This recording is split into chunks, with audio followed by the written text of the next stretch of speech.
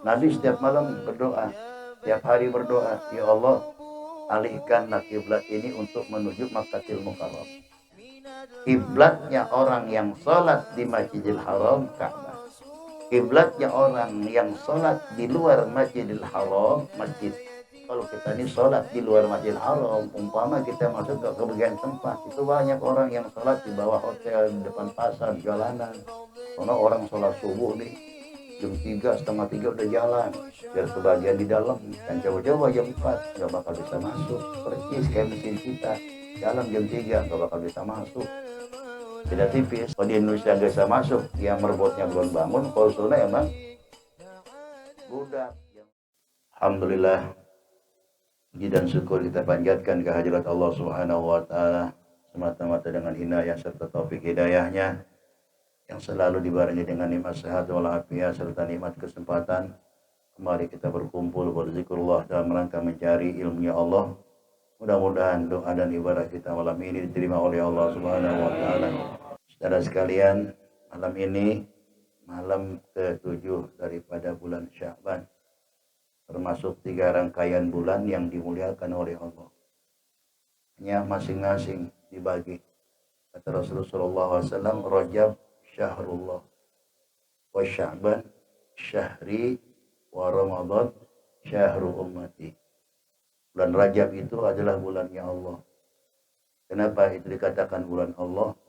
Allah tidak mendendam kepada hambanya sebanyak apapun dosa yang ia pernah lakukan. Selagi mereka tidak berbuat musyrik, Allah akan ampunkan. Tinggi langit dosa yang kita lakukan, Allah bakal ampuni dosa kita. Ini doa yang sering dibaca, Allahumma maghfiratuka awsa'u min dzunubina wa rahmatuka arja indana min a'malina. Ya Rabb, ampunanmu itu lebih jauh dan lebih luas daripada dosa-dosa kami. Dan rahmatmu pun aku harapkan, ya Allah. Kami harapkan di segala bidang, di segala hal yang kita lakukan. Jadi ampunan Allah begitu luasnya, rahmatnya pun kita harapkan. Itu bulan Rajab. Hingga dikatakan syahrullah, bulannya Allah. Nah, bulan Syaban ini bulannya Rasulullah. Wa Sya'ban syahri. Kenapa bulan Syaban ini bulannya Rasulullah? Sebab ayat yang berkenaan perintah berselawat kepada Rasulullah turun pada bulan ini. Di ayat perintah salawat kepada Nabi Muhammad, ya ayyuhalladzina amanu sallu alaihi wasallimu taslima. Ini ayat turun pada bulan ini. Ya. Dari awal, innallaha wa malaikatahu yusalluna 'alan nabi. Ya ayyuhalladzina amanu sallu alaihi wasallimu taslima. Kemudian apalagi keistimewaan dan peristiwa yang terjadi pada bulan Syawal ini? Tahwilul qiblah, perpindahan kiblat dari Masjidil Aqsa berubah menuju Masjidil Haram. Dulu Nabi ketika beliau itu hijrah dengan para sahabat, sholatnya menghadap Baitul Maqdis, Masjid Aqsa. Berapa lama? Selama 16 bulan. Itu Nabi itu sholat menghadap Baitul Maqdis. Nabi setiap malam berdoa, setiap hari berdoa, ya Allah, alihkanlah kiblat ini untuk menuju Makkahil Mukarram. Itu dalam munajat Nabi. Qad nara taqalluba wajhaka fis sama. Itu kata Allah, sungguh aku telah mengetahui, ya Rasul, ya Muhammad, apa yang kau harapkan untuk perpindahan kiblat dari Masjidil Aqsa menuju Masjidil Haram. Selama 16 bulan itu Nabi Muhammad sholat menghadap Baitul Maqdis. Tibalah saatnya apa yang diharapkan oleh Nabi, ya, diterima oleh Allah. Sehingga saat itu Allah perintahkan untuk memutar kiblat. Yang tadinya sholat menghadap Baitul Maqdis, menghadap Makkah Masjidil Haram. Itu terjadi pada bulan Sya'ban. Maka di Madinah itu ada masjid Qiblatain. Jadi masjid dua arah tuh asal begitu. Tadinya sholatnya madhab Baitul Maqdis, berubah menghadap Masjidil Haram. Allah tuh yang perintahkan, fawalli wajhaka syatrul Masjidil Haram wa haitsuma kuntum fawallu wujuhakum syatrah.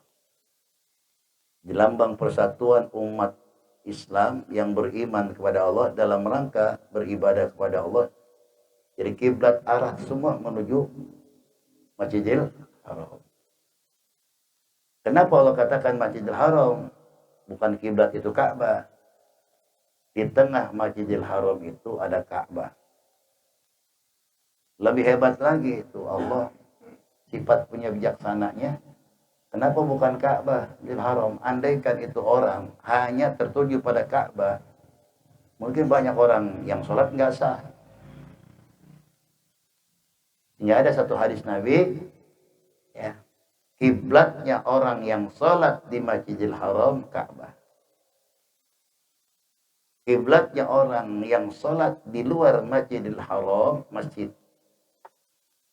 Kalau kita ini sholat di luar Masjidil Haram, umpama kita masuk ke bagian tempat, itu banyak orang yang sholat di bawah hotel, di depan pasar, di jalanan.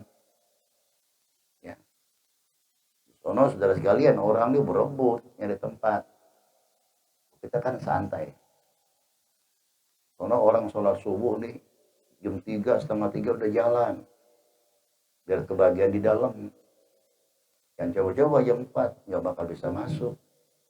Percis kayak masjid kita. Jalan jam 3 nggak bakal bisa masuk. Itu doang bedanya. Beda tipis. Kalau di Indonesia nggak bisa masuk, ya merbotnya belum bangun. Kalau sunnah emang budak jamaahnya. Pada bangun. Soalnya saudara sekalian dengan izin Allah tuh kalau orang yang suka ibadah, udah enak aja, enting aja tuh. Sebetulnya itu dipraktekin kalau pulang ke rumah masing-masing. Di sono getol, harusnya praktekin di rumah juga getol. Kadang-kadang banyak juga orang pulang haji, ya, nggak sembayang. Ngapa lu masih sembayang? Pahala gua masih banyak. Ya, memang besar pahalanya misalnya. Itu ya tahwilul kiblat, ya, peralihan kiblat dari Baitul Maqdis menuju Masjidil. Jadi intinya, jadi kiblatnya Ka'bah itu bagi orang yang sholat di dalam Masjidil Haram. Orang yang sholat di luar Masjidil Haram masjid. Dan orang yang sholat di luar tanah haram, di tanah haram. Kayak kita nih. Kita di Indonesia ini sholatnya bukan madhab Ka'bah mungkin, bukan madhab kiblat mungkin. Ya, hanya kita i'tikadnya, ya, mustaqbilal kiblati. Kiblat itu kan arah, ya, dan arah itu berada di tengah-tengah kota haram, kota Makkatul Mukarramah. Dari tengah Masjidil Haram itu ada Ka'bah. Andaikan ini semua orang berfokus madhab kiblat itu hanya Ka'bah, mungkin banyak orang nggak sah sholatnya. Inna kemurahannya, ya, umatnya Rasulullah SAW selalu dimanja oleh Allah. Sehingga buat orang yang barangkali nggak sholat di Masjidil Haram, ya, di luar tanah haram, jadi Mekah itu sebagai kiblatnya. Jadi semakin luas. Sehingga kalau makan kita lihat dengan hadis Nabi semacam ini, kita nggak perlu repot-repot. Masjid pakai dirobah, sejadah pakai dimiringin. Kan gitu. Timbulnya nanti apa? Udah kurang kompak lagi. Jadi kalau kita tahu hadisnya ini, nggak apa-apa. Makanya ulama itu membagi kiblat itu terbagi dua. Ada kiblat hati, ada kiblat arah. Kiblat arah ini kita kebetulan di Indonesia ini kiblat kita, ya, Makkah itu madhab ngulon. Buat orang yang sholat di Masjid Nabawi bukan ngulon, ngidul, madhab selatan. Itu sebab Mekah itu berada di sebelah selatan daripada Madinah, sehingga orang sholat itu madhab selatan. Itu hanya arah. Sekarang bagaimana kalau makan ada orang nggak tahu arah, buta arah, keder, boleh nggak sholat madhab mana aja? Boleh, namanya kiblat Hati itu dalam kitab Kifayatul Dzalam diterangin tuh. Jadi Islam itu nggak kaku. Itu di antara rahasia-rahasia bulan Sya'ban. Masih banyak lagi keistimewaan daripada bulan Sya'ban. Dan bulan Sya'ban itu Allah akan merubah takdir-takdir manusia. Mungkin yang tadinya kurang baik menjadi baik. Makanya kita semua tradisi, ya, tradisi yang biasa kita lakukan setiap nisfu Sya'ban kita minta sama Allah. Supaya apa tujuan kita? Mudah-mudahan yang baik biar tambah baik, yang belum baik jadi yang ditakdirkan tidak baik, mudah-mudahan dengan asbabnya tuh ya nisfu Sya'ban menjadi baik. Makanya ulama-ulama dulu itu husnuzonnya kuat. Kata juga barangkali hadis dhaif. Dhaif boleh kita amalkan. Mengamalkan hadis dhaif itu boleh. Untuk apa? Targhibul amal. Untuk memperbanyak amal ibadah. Kalau enggak dimotivasi semacam itu, kita ini enggak getol-getol juga ibadah. Contoh nih.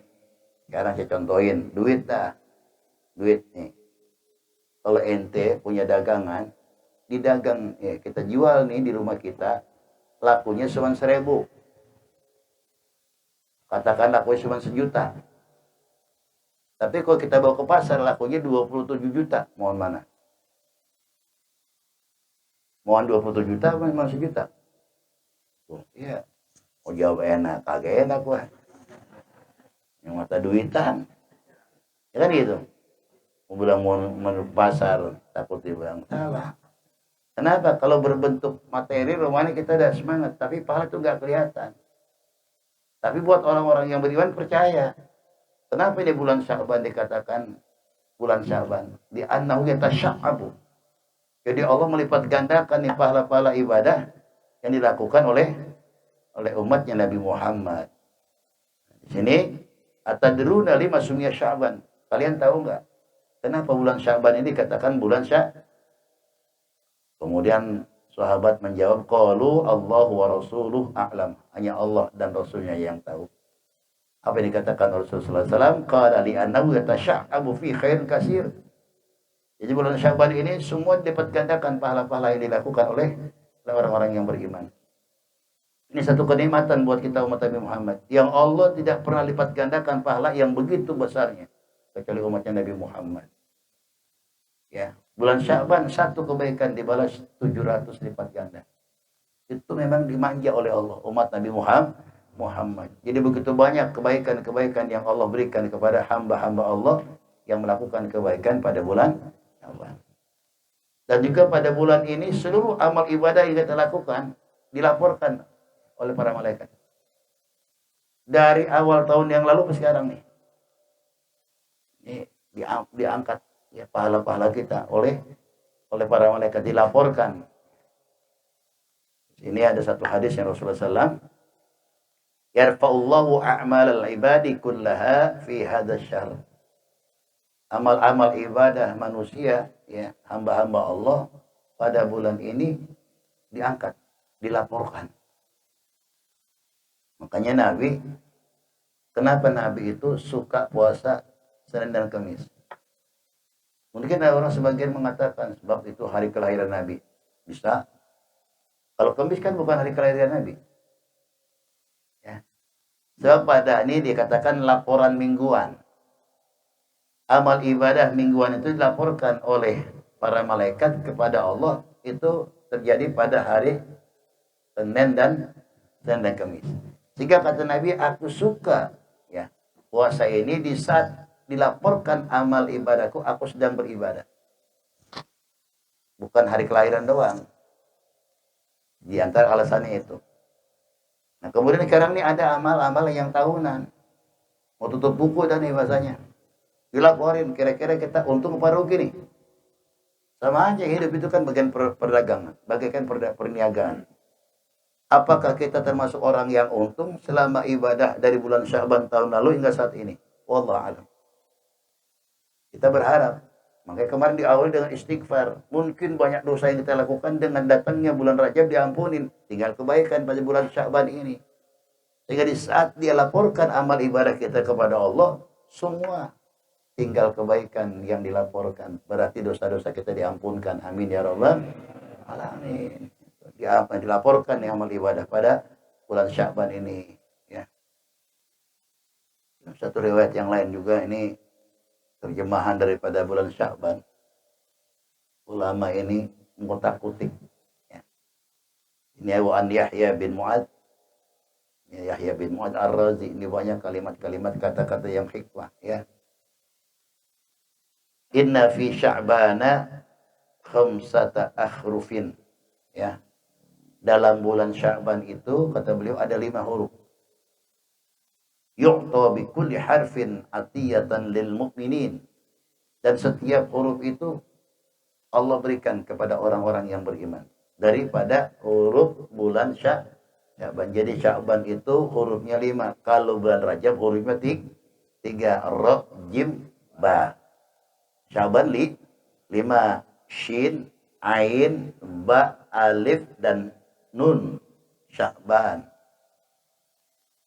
Apa diterangkan oleh Yahya bin Mu'ad? Yang pertama bisyin. Apa tuh syin? Diterjemahkan di sini oleh beliau asyarafu wa syafa'ah. Sya'ban itu mengandung kemuliaan, syaraf, ya. Dan syafa'ah. Syin. Kenapa digandingkan kemuliaan dengan syafaat? Bulan ini adalah bulan sholawat. Dikenakan tadi itu ayat yang turun berkenaan dengan perintah sholawat bulan Sya'ban. Buat orang yang sebaca sholawat, insya Allah mereka dapat syafaat. Ya. Sehingga kan ada sebuah hadis yang tentang Mi'raj itu Nabi. Ya, Nabi itu Mi'raj ditampakkan oleh Allah sungai. Ya. Ra'aitu lailatal mi'raj nahran. Ma'uhu ahla minal asal wa abradu minas salaj wa atyabu minal misik. Faqultu li Jibril liman haja ya Jibril liman shalla alaika fi Rajab.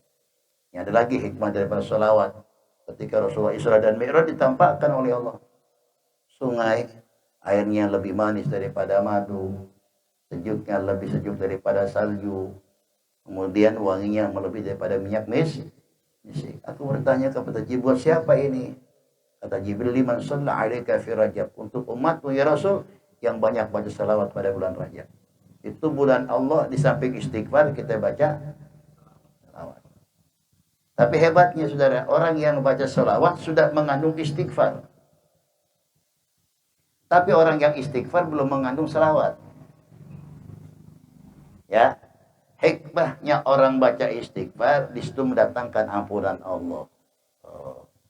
Siapa orang yang baca salawat kepada Rasulullah 1 kali, Allah akan balas 10 kali. Allah akan ampunkan 10 dosa-dosa. Allah akan angkat 10 derajat. Banyak tuh. Sehingga malaikat itu nanti pada berebut saudara, mengadukan keistimewaan orang-orang yang baca salawat. Di antara malaikat Jibril, malaikat Israfil, malaikat Mikail, malaikat Israel. Apa katanya? Kata malaikat Jibril, ya Rasul, siapa saja di antara umatmu yang baca salawat kepadamu 10 kali saja, aku akan antarkan dan aku jembatani nanti jembatan Shiratal Mustaqim. Digandeng oleh siapa? Malaikat Jibril. Itu baru 10. Bagaimana kalau 100? Nah, di sini saudara sekalian, tujuannya untuk apa? Untuk menggemari baca salawat. Nggak mungkin kita baca 10. Kita tanya lagi salawat yang mana? Wallahu alam, banyak kalimat salawat. Ya. Apa di antara salawat yang dicintai oleh Rasulullah? Itu salawat Ibrahimiyah. Allahumma salli ala sayyidina Muhammad wa ala ali sayyidina Muhammad kama sallaita ala Ibrahim wa ala ali Ibrahim wa barik ala sayyidina Muhammadin wa sampai akhir. Salawat yang dicintai oleh Rasulullah. Sebab Nabi pernah ditanya, bagaimana caranya aku bersalawat kepada engkau ya Rasulullah? Salawat Ibrahim. Atau ada lagi, Nabi bangga. Apabila kita baca salawat ini, Allahumma salli ala sayyidina Muhammadin abdika wa rasulika nabiyil ummiyi wa ala alihi wa sahbihi. Ini Nabi senang tuh kalau kita baca salawat itu. Di situ ada kalimat nabiyil artinya Nabi yang gak pernah bisa baca dan gak pernah bisa nulis. Bodoh dong? Enggak. Ini pangkat kemuliaan untuk membedakan mana ucapan Nabi, mana Al-Quran, sehingga Nabi dijuluki oleh Allah pangkatnya Nabiyil Ummi, tidak bisa baca, tidak bisa menulis. Sehingga tidak ada tuduhan orang-orang yang tidak senang dengan Nabi bahwa Quran itu buatan Nabi. Paham ya? Jadi senang tuh Nabi dijuluki dengan pangkat tadi itu. Kalau kita nggak bisa baca, nggak bisa nulis, goblok goblokan. Dua-duanya dong. Nabi enggak, bangga. Jadi sifat Nabi Ummi itu dikenakan Nabi, dapat tuduhan bahwa Quran itu buatan Nabi. Tulisan Nabi nggak bisa nulis. Bukan bodoh, tidak. Kan gitu. Nabi kan punya sekretaris, tulis tuh. Artinya apa? Ini untuk menghilangkan tuduhan orang yang tidak senang dengan Rasulullah SAW. Ini kalau saya terangin banyak. Ya. Baru satu huruf dah, Shin. Besok apa? Ain, insya Allah minggu mendatang. Ya, jam 10 kelarnya ntar. Tokor gua. Ini aja ya, mudah-mudahan apa yang kita kaji menjadikan ilmu yang bermanfaat. Wallahu a'lam bishawab. Allah Allah Allah Allah.